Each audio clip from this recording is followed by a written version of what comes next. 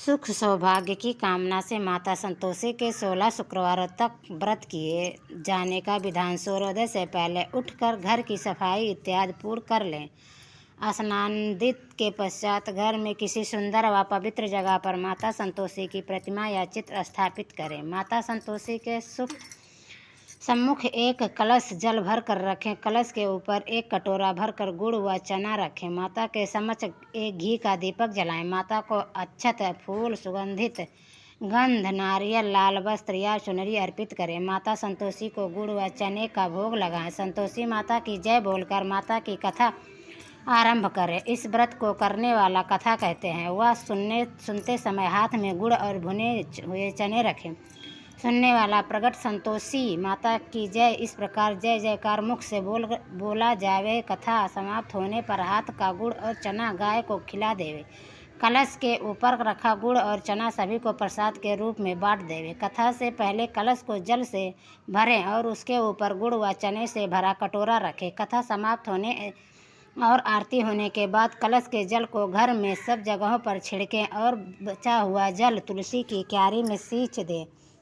बाजार से गुड़ मोती लेकर और यदि गुड़ घर में हो तो वही काम में लेकर व्रत करें। व्रत करने वाले को श्रद्धा और प्रेम से प्रसन्न मन से व्रत करना चाहिए। विशेष इस दिन व्रत करने वाले स्त्री पुरुष को ना ही खट्टी चीज़ें हाथ लगानी चाहिए और ना ही खानी चाहिए। संतोषी माता की व्रत कथा। एक बुढ़िया थी जिसके 7 बेटे थे। उनमें से 6 कमाते थे और एक ना कमाने वाला था। वह बुढ़िया उन 6 को अच्छी रसोई बनाकर बड़े प्रेम से खिलाती, पर 7वें को बचा खुचा जूठन खिलाती। परंतु वह भोला था, अतः मन में कुछ भी विचार नहीं करता था। एक दिन वह अपनी पत्नी से बोला, देखो मेरी माता को मुझसे कितना प्रेम है। उसने कहा, वह तुम्हें नहीं तुम्हें सभी की जूठन खिलाती है, फिर भी तुम ऐसा कहते हो। चाहे तो तुम समय आने पर देख सकते हो। एक दिन बहुत बड़ा त्यौहार आया। बुढ़िया ने 7 प्रकार के भोग और चूरमे के लड्डू बनाए। 7वां लड़का यह बात जानने के लिए सिर दुखने का बहाना करके पलंग कपड़ा ओढ़ कर सो गया और देखने लगा। माँ ने उनको बहुत अच्छे आसनों पर बिठाया और 7 प्रकार के भोजन और लड्डू परोसे। वह उन्हें बड़े प्रेम से खिला रही थी। जब वे छठों खाए उठ गए तो माँ ने उसकी थाली में से जूठन इकट्ठा की और उसने एक लड्डू बनाया। फिर वह 7वें लड़के से बोली, अरे बेटा खा ले। वह बोला, माँ मैं भोजन नहीं करूँगा, मैं तो परदेश जा रहा हूँ। माँ ने कहा, कल जाता है तो आज ही चला जा। वह घर से निकल गया। चलते समय उसे अपनी पत्नी की याद आई तो गौशाला में कंडे थाप रही थी। वह बोला, हम विदेश को जा रहे हैं, आएंगे कुछ काल, तुम रहियो संतोष से, धर्म अपनो पाल। इस पर उसकी पत्नी बोली, जाओ पिया, आनंद से हमारी सोच हटाए, राम भरोसे हम रहे, ईश्वर तुम्हें सहाय। देहु निशानी आपड़ी देहु धरु मैं, धीर धुरी हमारी ना बिसरियो, रखो मान गंभीर। इस पर वह लड़का बोला, मेरे पास कुछ नहीं है, अंगूठी है सो ले और मुझे भी अपनी कोई निशानी दे दे। वह बोली, मेरे पास क्या है, यह गोबर भरे हाथ है। यह कहकर उसने उसकी पीठ पर गोबर भरा हाथ थप्पा मार दिया। वह लड़का चल दिया। ऐसा कहते हैं, इसी कारण से विवाह में पत्नी पति की पीठ पर हाथ का छप्पा मारती। चलते समय वह दूर देश पहुँचा। वहाँ एक व्यापारी की दुकान पर जाकर बोला, भाई मुझे नौकरी पर रख लो। व्यापारी को नौकर की ज़रूरत थी, अतः बोला, तनख्वाह कम देख कर देंगे, तुम रह जाओ। वह सवेरे 6 बजे से रात के 12 बजे तक नौकरी करने लगा। थोड़े ही दिनों से सारा लेन देन और हिसाब किताब करने लगा। सेठ के 6-7 नौकर चकरा खाने लगे। सेठ से उसे 2-3 महीने ने आधे मुनाफे का हिस्सेदार बना दिया।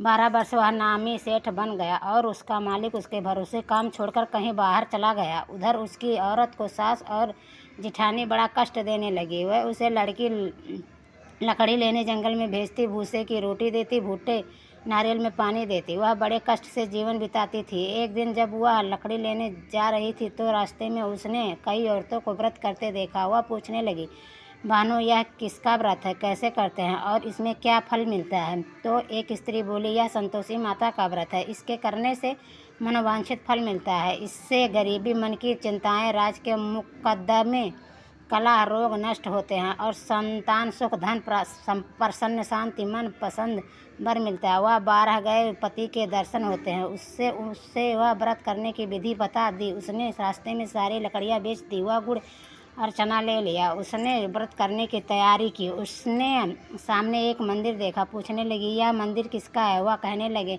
यह संतोषी माता का मंदिर है। वह मंदिर में गई और माता के चरणों में लौटने लगी। वह दुखी होकर विनती करने लगी, माँ, मैं अज्ञानी हूँ, मैं बहुत दुखी हूँ, मैं तुम्हारी शरण में हूँ, मेरा दुख दूर करो। माता को दया आ गई। एक शुक्रवार को उसके पति का पत्र आया और अगले शुक्रवार को पति का भेजा हुआ धन मिला। अब तो जेठ जेठानी और सास नाक सिकोड़ के कहने लगे, अब तो इसकी खातिर बढ़ेगी, यह बुलाने पर भी नहीं बोलेगी। हाँ बोली, पत्र और धन आवे तो सभी को अच्छा है। उसकी आंखों में आंसू आ गए। वह मंदिर में गई और माता के चरणों में गिरकर बोली, हे माँ, मैंने तुमसे पैसा कम मांगा था, मुझे तो अपना सुहाग चाहिए, मैं तो अपने स्वामी के दर्शन और सेवा करना मांगती हूँ। तब माता ने प्रसन्न होकर कहा, जा बेटी, तेरा पति आवेगा। वह बड़ी प्रसन्नता से घर गई और घर का काम काज करने लगी। इधर उधर संतोषी माता ने उसके पति को स्वप्न में घर जाने और पत्नी की याद दिलाई। उसने कहा, माँ, मैं कैसे जाऊँ? परदेश की बात, लेन देन का कोई हिसाब नहीं है। माँ ने कहा, मेरी बात मान, सवेरे नहा धोकर मेरा नाम लेकर घी का दीपक जलाकर दंडवत करके दुकान पर बैठना। देखते देखते सारा लेन देन साफ हो जाएगा, धन का ढेर लग जाएगा। सवेरे उठ उसने अपने सपने की बात सभी से कही। सब दिल लगी उड़ाने लगे। वह कहने लगे कि कहीं सपने भी सत्य होते हैं। एक बूढ़े ने कहा, भाई, जैसा माता ने कहा वैसा करने का डर है। उसने नहा धोकर माता को दंडवत करने, घी का दीपक जलाने और दुकान पर जाकर बैठ जाया। थोड़ी ही देर में सारा लेन देन साफ हो गया, सारा माल बिक गया और धन का ढेर लग गया। वह प्रसन्न हुआ और घर के लिए गहने और सामान बगैर खरीदे लगा। वह जल्दी ही घर को रवाना हो गया। उधर बेचारी उसकी पत्नी रोज लकड़ियाँ लेने जाती और रोज संतोषी माता की सेवा करती।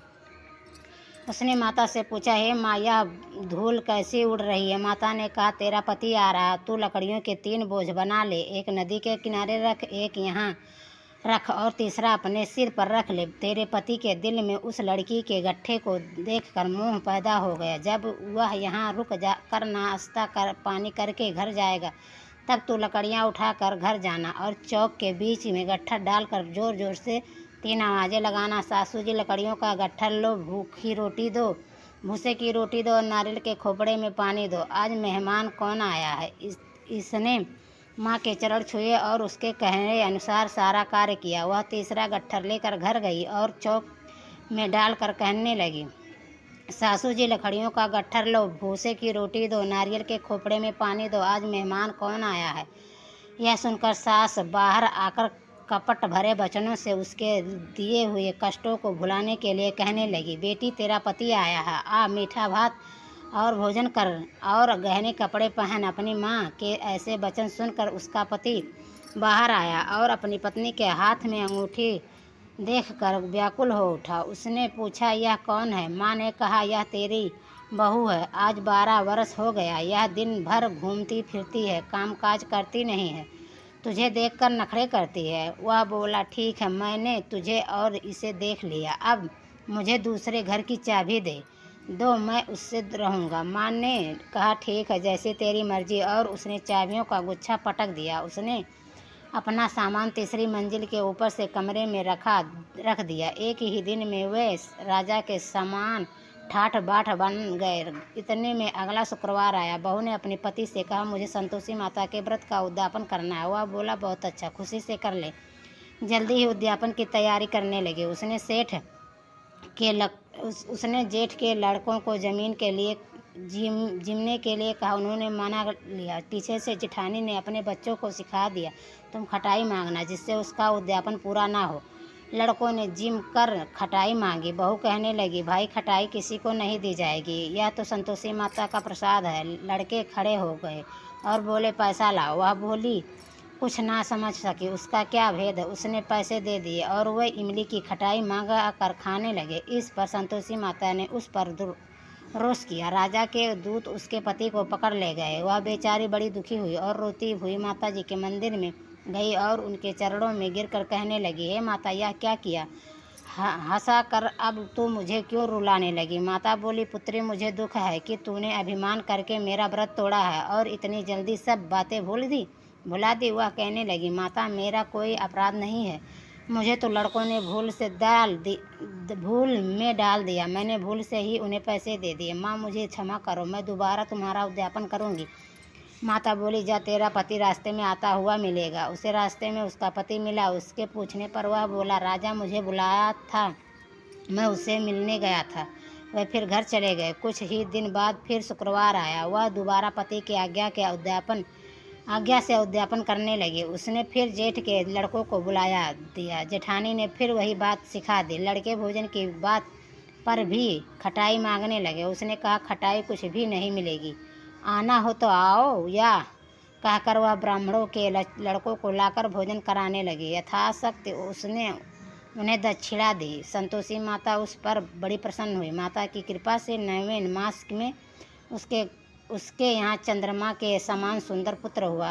अपने पुत्र को लेकर वह रोजाना मंदिर जाने लगी। एक दिन संतोषी माता ने सोचा कि यह रोज यहाँ आती है, आज मैं इसके घर चलूँ, इसका सारस देखूँ। यह सोचकर उसने एक भयानक रूप बनाया। गुड़ व चने से सना मुख, ऊपर को सूंड के समान होठ, जिन पर मक्खियाँ भिनभिना रही थी। इसी सूरत में उसके घर गई। देहली में पाँव रखते ही उसकी सास बोली, देखो कोई डाकिन आ रही है, इसे भगाओ, नहीं तो किसी को खा जाएगी।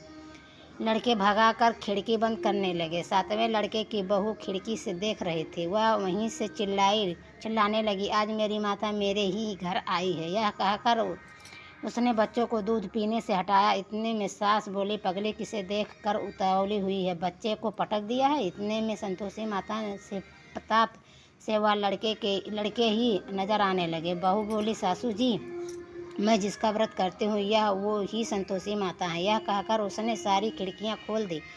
सबने संतोषी माता के चरण पकड़ लिए और विनती कहने लगे, हे माता, हम मूर्ख हैं, ज्ञानी हैं, पापी हैं, तुम्हारे व्रत की विधि हम नहीं जानते। तुम्हारा व्रत भंग कर हमने बहुत बड़ा अपराध किया है। जगत माता, आप हमारा अपराध क्षमा करो। इस पर माता उन पर प्रसन्न हुई। बहू को जैसा फल दिया वैसा माता सबको दे।